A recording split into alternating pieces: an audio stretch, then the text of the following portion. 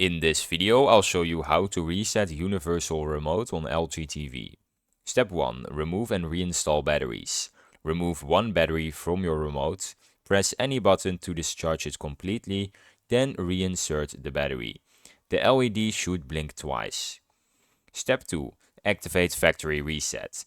Press and hold the digits 2 and 8 simultaneously within 6 seconds of powering up the battery insertion. The LED should blink twice. Step 3. Enter reset code. Enter code 981. The LED will blink 4 times, indicating the reset is complete. The remote is now restored to factory defaults and ready for setup. LG Magic Remote Quick Reset. For LG Magic Remotes, you can press and hold the home and back buttons together for a few seconds until the power button LED lights up. Then release both buttons. The remote will be unpaired and reset. To reconnect, press the scroll wheel on the remote.